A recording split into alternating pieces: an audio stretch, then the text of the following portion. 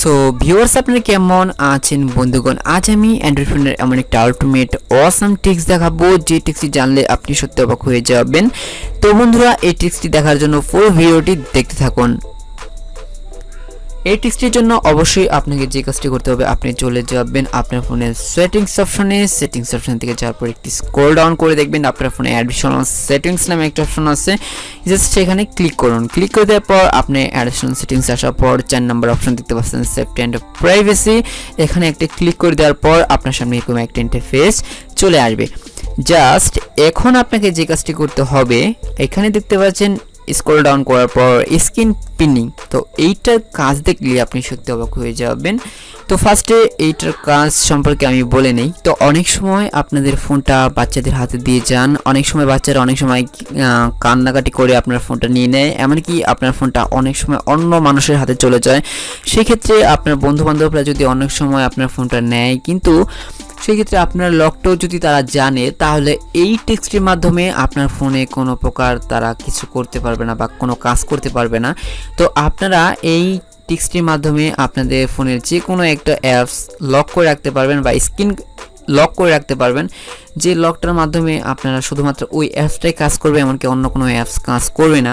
তো আমি আপনাদেরকে দেখিয়ে দিচ্ছি। জাস্ট স্ক্রিন পিনিংটা অন করে রাখি। জাস্ট আপনারা যদি একটু ব্যাক নিয়ে রিসেন্ট বাটনে ক্লিক করেন বাম পাশের, তারপর দেখবেন যে এইখানে একটা পিন বলে অপশন আছে।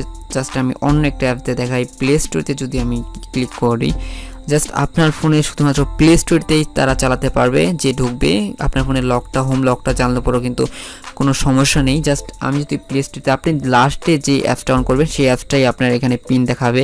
জাস্ট আপনি এখানে যদি পিনে ক্লিক করেন, তারপর যদি গডি টিক করে দেন, এখন জাস্ট আপনি যত এখান থেকে কাজ করার চেষ্টা করবেন, আপনি শুধুমাত্র প্লে স্টোর ছাড়া অন্য কোনো কিছু কাজ করতে পারবেন না। যদি ব্যাক নেন কাজ হবে না, এই লেখাটা উঠবে।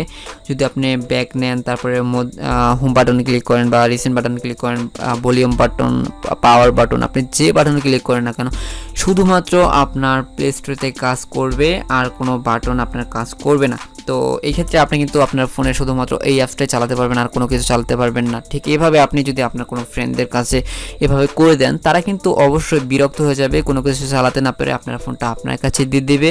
এমনকি আপনার অজান্তে যদি কিছু করতে যায়, তাহলে কিন্তু আপনি যেমন একটা নোটপ্যাড, আপনি নোটপ্যাডের মধ্যে কিচ্ছু নাই, জাস্ট নোটপ্যাডটা আপনি এইভাবে অটোমেটিক্যালিভাবে এখানে লক করে রাখবেন নোটপ্যাড অ্যাপটা।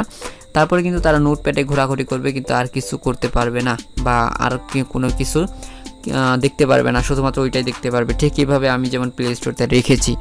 তো এইভাবে আপনি আপনার ফোনটাকে লক করে রাখতে পারবেন সেফটির জন্য। তো অবশ্যই আপনি এখান থেকে কীভাবে বের হবেন, তো বের হওয়ার জন্য বা লকটা আনলক করার জন্য আপনি রিসেন্ট বাটনটাকে 2 সেকেন্ড ক্লিক করে ধরে রাখবেন। এটা আনপিন হয়ে যাবে, দেখতে পাচ্ছেন আনপিন হয়ে গেছে। ঠিক এইভাবে আপনি এখন যদি ব্যাক বাটনে ক্লিক করেন, সব জায়গায় আপনি ঢুকতে পারবেন, ঠিক আগের মতো হয়ে যাবে। আশা করি ভিডিওটি আপনি বুঝতে পেরেছেন, এমনকি আপনার অনেক বড় হেল্প হবে।